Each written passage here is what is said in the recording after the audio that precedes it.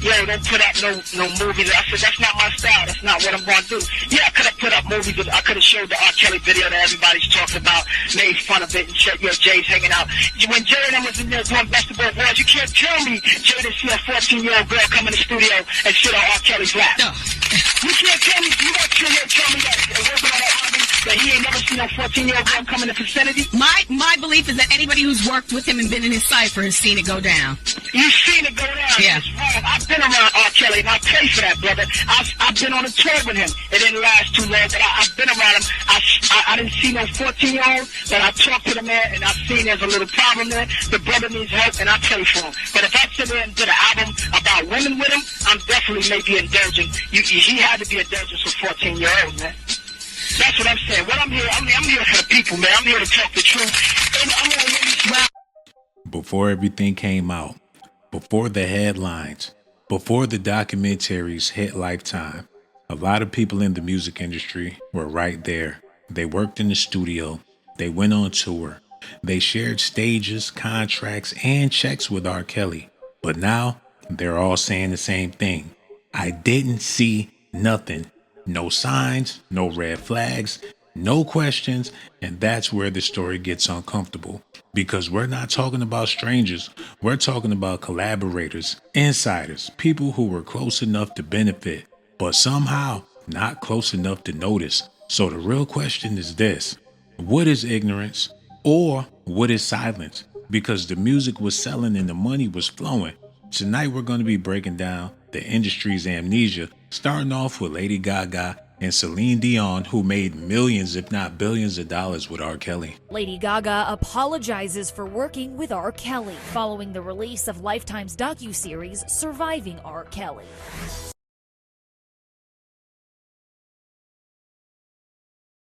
Gaga released a lengthy statement on Twitter Wednesday night that read in part, quote, "I stand behind these women 1000%. Believe them, know they are suffering and in pain." Gaga also called the allegations against R. Kelly horrifying and indefensible. The pair collaborated in 2013 on the song Do What You Want, the second single off Gaga's album Art Pop. Since then, Gaga has come forward as a victim of sexual assault, which she mentioned in her statement. She explained, quote, "I made both the song and video at a dark time in my life. If I could go back and have a talk with my younger self, I'd tell her to go through the therapy I have since then, so that I could understand the confused post-traumatic state that I was in."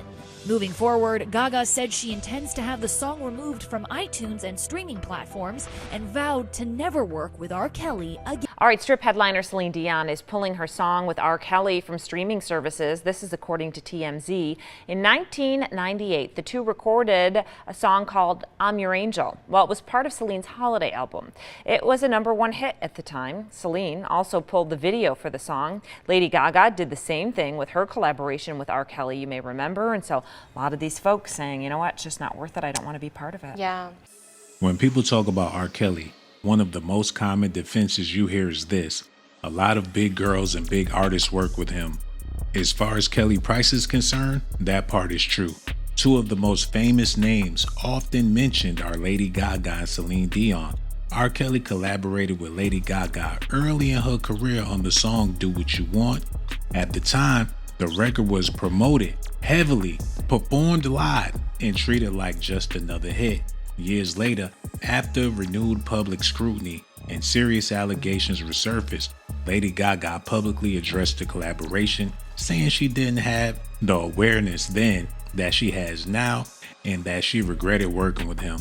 That response raised an important question. How much did people really know? How much did they choose not to know? Then there's Celine Dion. R. Kelly wrote and produced I'm Your Angel, one of her biggest crossover hits. The song topped the charts, won awards, and became a global success. For years, it was treated as a classic duet. No controversy attached, no public questioning, just business as usual. And again, you hear the same thing. Nothing was seen, nothing was known. But when you step back and look at the pattern, it's hard not to notice something, because R. Kelly's relationship with his own mother was very strange. Me and my mom would go to McDonald's before she'd go to work, before I go to school, and she would get us a Danish. It's all we could afford is a Danish and a cup of coffee. But and we would split the Danish and cup of coffee. She wore this cheap lipstick, and she would put 3 creams and 6 sugars in the coffee, and she would stir it up.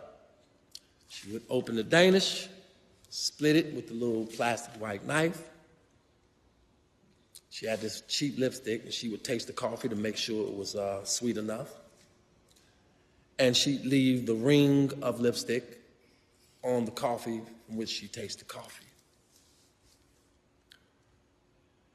And I remember when she would give me mine, when I would sip from the cup, I would turn it around, and I would drink from her lipstick part.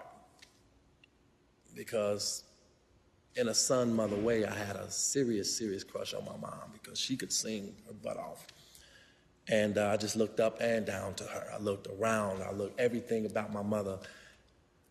You know, I loved her. And I even asked her to marry me one day. I was like, nah. She said no. But you know what? I understood. The notion about R. Kelly being an MFer takes on a whole nother meaning when conversations come up about R. Kelly and his connections in the music industry. One name that often stands out is K. Michelle. K. Michelle has openly spoken about having a past relationship with R. Kelly early in her career, long before she became a household name. According to her own interviews, she was young, trying to break into the industry, and in a vulnerable position where power dynamics mattered.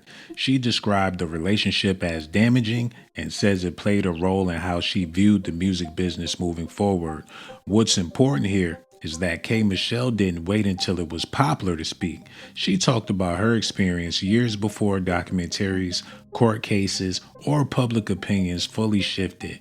At the time, her claims were often brushed off, ignored, or met with skepticism. And that says a lot, because while some artists now say they didn't see anything, K. Michelle was one of the few voices saying something definitely didn't feel right.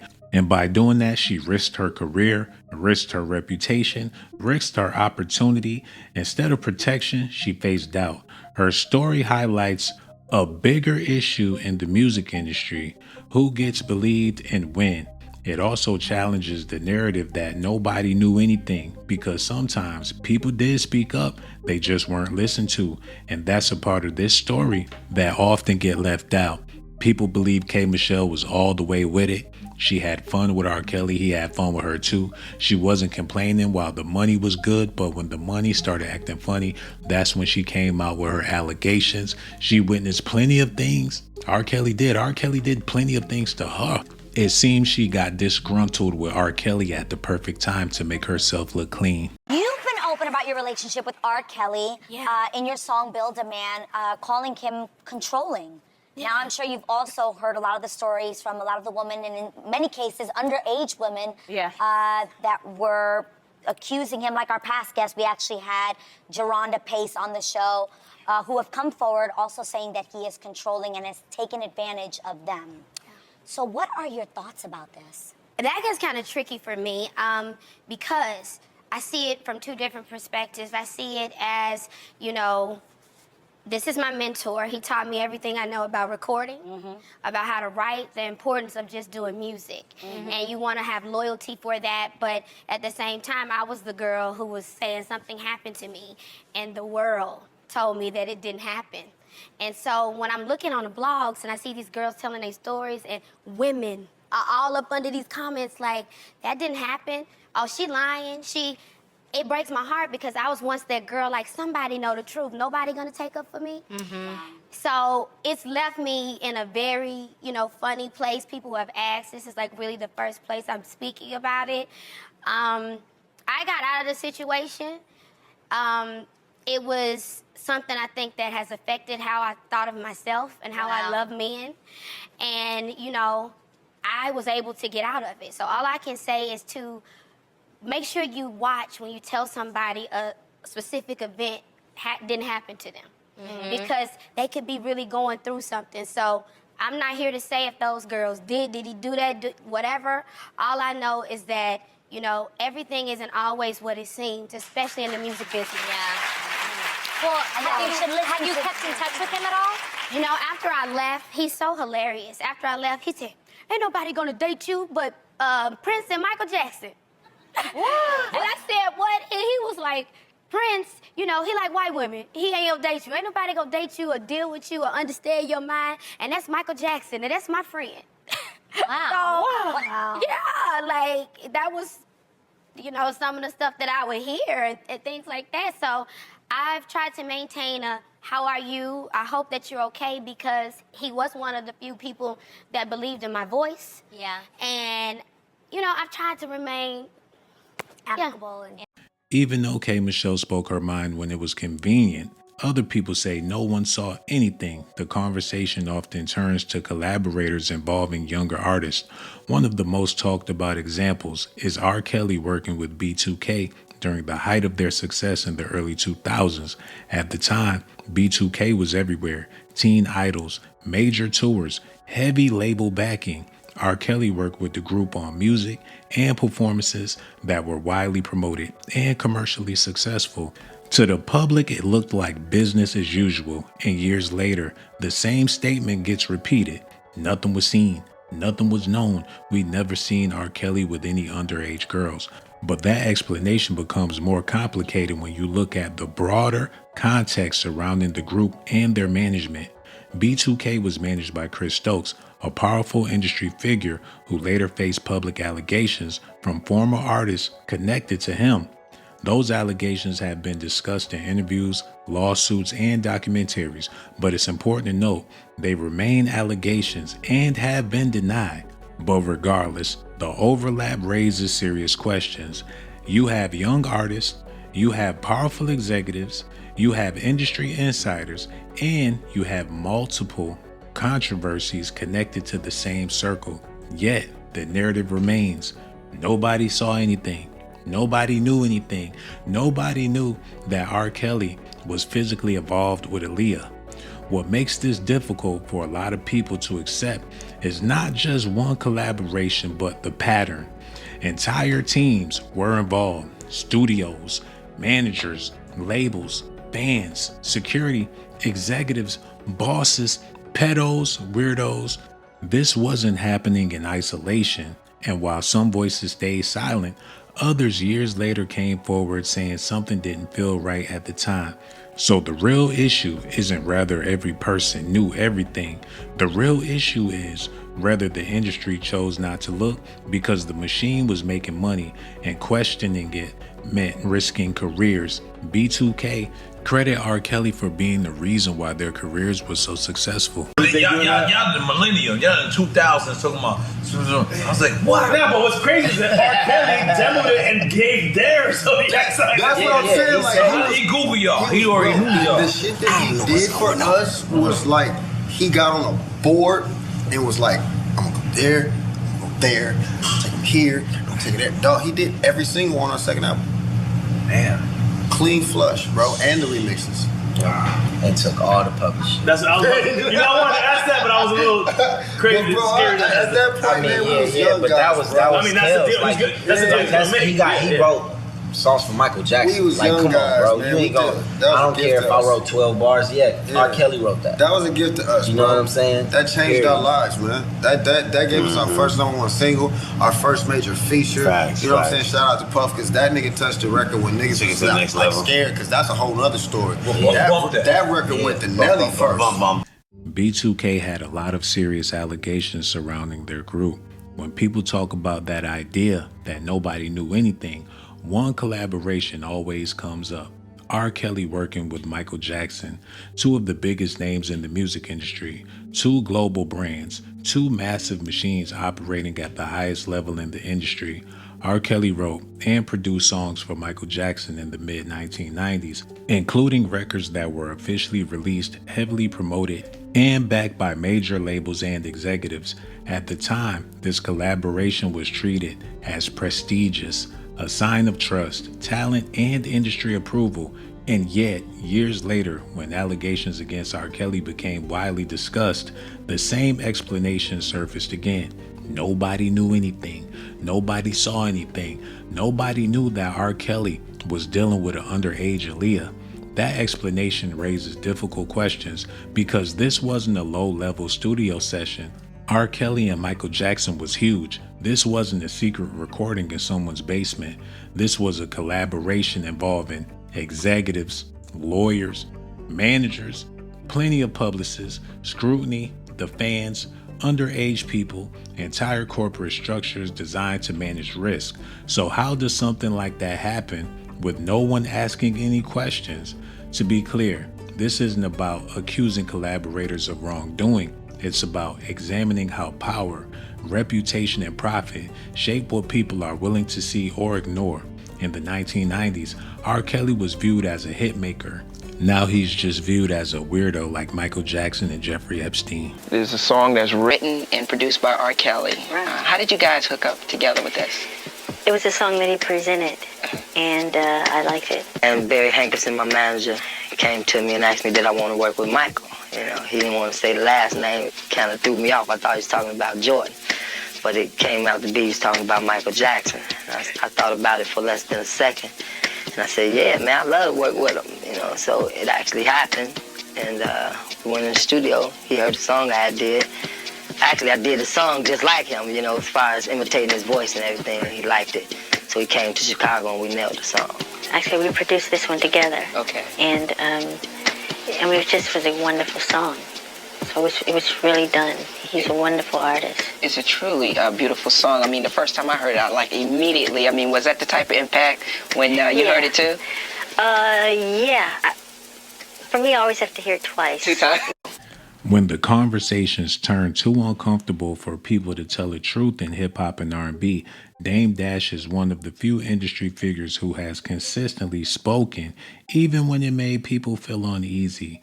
Over the years, Dame Dash has shared his perspective on the relationships and power dynamics surrounding R. Kelly, Aaliyah, Jay-Z, and Foxy Brown, all people who he'd worked with, by the way. According to Dame, the industry often knew more than it admitted. But when it came to his own relationship with R. Kelly, Jay-Z, and Foxy Brown, Dame Dash folded under pressure. My only question is, as we're being so judgmental and not saying, yo, that man is sick, that man needs help, that Nobody man gives a fuck about that. If that was your daughter, that nigga's not sick, he's dead. And what? Period. Nobody cares about that. That's my daughter right there. 100%. If I hear about any of that shit, if I hear about anybody fucking with my daughter, I would lose everything over. for that. 100%. I would go do that time for that. 100%. I'm right there with you. So why is it only like maybe the reason why I was like that was because it was close to me. Right. Maybe that could be the reason. But you still were in close proximity. I was not, man. You keep saying I was. You just bro, from the video. I was, bro. Listen. Like I said, I didn't know all that shit till I knew Aaliyah. Once I knew Aaliyah, then I did not. Even before that, you never see me with this dude. Right. What are you talking about? Like, cause he with him, I'm with him. You don't see no picture of me with him. Right. He with Steve Stout. I don't fuck with him. Right. All of them. He with Lior. I don't fuck with him. Right. So why y'all keep saying this? Right. Don't ever put that shit on me. I find it offensive. I understand. You fucking in with my character like that. I've never fucked with dude. Period. If I'm in the same club as him, what you want me to punch him in his face? No. I just left him alone. Right. I did the man thing. I did the boss shit. Right. Stay over there. That's what I did. And because my girl said leave it alone, I left it alone. You left it alone at that. But anybody that knows what happened to my girl that fuck with me should not be fucking with homie. Period. And I felt that way and I haven't been saying shit and about it. And now the entire world feels the same way that you feel. And is it one of those things where you looking like I've been trying to tell y'all? It's one of the things like now y'all bringing it up. I'm like, I told y'all, but really it's been bothering me for a while, so it's therapeutic. Absolutely. It's always bothered me. To being able to get over it. Right. It never didn't bother. It always was disrespectful to me and my girl and just to women. I always thought it was violation. I don't care what nobody say. And I can say what I want to say. At what age was Foxy Brown signed? I wasn't paying attention to Foxy Brown. But I didn't sign Foxy Brown. I know you. I'm just asking a question. Because I'm on the block. I'm responsible for everybody. You the boss. Yo, don't beat around the bush. Say what you want to say. I'm just asking. What do you mean by that question? I was just asking. What are you insinuating? I'm not insinuating. I just asked the question. I thought Foxy was like 16. That's all I'm saying. It sounds like you. All I'm saying is in this industry when we live in these glass houses. It seems like you got a question for Jay. Ask him. Y'all keep asking me questions y'all want to ask him because he ain't here. Ask him. I ain't got shit to do with that, and I don't even know nothing about that. Ooh, you playing. You my man. I know not with me. You playing. When you say that Foxy was 16 when she got signed, why did you say that just now? When I first was introduced to who Foxy was, I thought there was something between Foxy and Jay. Oh, yeah, Jay. But that's the question you're trying to ask me. You're a funny cat. Jay-Z and R. Kelly are the Ken and Ryu of hip-hop and R&B, not because their situations are the same, but because their paths crossed at a time when the industry chose success over scrutiny. Jay-Z and R. Kelly worked together on major projects, including joint tours and collaborative albums that were heavily promoted and financially successful. At the time, these partnerships were treated as iconic, two giants at the top of their game. But as allegations against R. Kelly became more widely known and publicly discussed, people began asking difficult questions. Why did so many powerful figures continue doing business as usual? Over the years, R. Kelly faced long-lasting allegations that were reported, dismissed, settled, or ignored by large parts of the industry and media. Despite this, his career continued to thrive for decades, and during that time, collaborations, including those with Jay-Z, moved forward. To be clear, there have been no criminal allegations against Jay-Z related to R. Kelly's actions. However, critics have questioned the decision-making of executives and artists who maintain business relationships despite public controversy surrounding R. Kelly. Jay-Z himself later distanced his brand from R. Kelly, and tours were cut short amid internal conflict. Still, for many observers, the larger issue isn't personal guilt, it's the industry culture. We spoke, like, you know what I'm saying, we spoke a couple times, but I don't really want to be like, I know he's getting calls from everywhere, and you know, some people really concerned, some people just want to be nosy. They want to know what's going on in the guy's life. You know, I don't want to be another person like that. You know what I'm saying? Like, I mean, you know, got love for the dude. You know, I mean, if he's guilty, I just hope and pray that he get help. If he's not, I wish everybody, you know what I'm saying, everybody embrace him, you know, and whatever. You know what I'm saying? But our contact is just sparse. Okay. Were you, as a solo artist, were you concerned about that whole ordeal affecting you the next time you came out with this album? I was not concerned for my career, like as far as an artist. I know, like, I mean, I wasn't there. You know what I'm saying? Like, I know that. Like, I know I ain't have nothing to do with that. So, you know, the alleged incident, you know what I'm saying? So, it was just, I was more so, if the one word, that one feeling that I could, you know, I think about when I think about the album is just like blown opportunity. You know what I'm saying? It's just like, it's like what we did with the album as far as, like, we was in the process of touring. Like, we was putting together a show, like a 2 hours straight. Like, you do 3 songs, run on stage. I'm gonna do 3 songs, run on stage. We're gonna change the set. Then we're gonna come back and do Fiesta together. Then we're gonna come do this one again. You know what I'm saying? It would have been something real creative, and that's the whole reason why that album came together, was let's do something creative and new that nobody really done before. Is bring these two genres of music together and make something really crazy, and then go out on tour and go make history. We'd probably be in Europe right now. Yeah, that would. Yeah, they would probably have 4 legs on that tour. That would have been a beast. Could have been 5 legs. You know. That. Over a decade and a half later, in 2019, Lifetime. At the end of the day, this conversation isn't about rewriting history or pretending we suddenly know everything. It's about honesty. R. Kelly didn't operate in a vacuum, and the music industry didn't move blindly.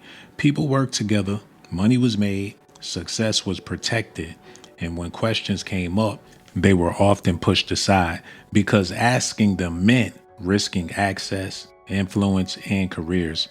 As for Jay-Z, the discussion isn't about guilt by association. It's about understanding how power works and how long the industry allowed certain situations to exist before drawing lines. Because when people say nobody knew anything, what they usually mean is nobody wanted to know enough to stop the machine. And that's the uncomfortable truth. Accountability in the music business doesn't usually come when it should. It comes years later, after the damage is done, after the silence breaks, after the public finally demands answers. In 2026, this may seem like old news to a lot of people, but there's things going on, not just in the music industry, but in the world, in the workplace, in schools, in households, that people give a blind eye to And when everything boils over, victims come out to get paid.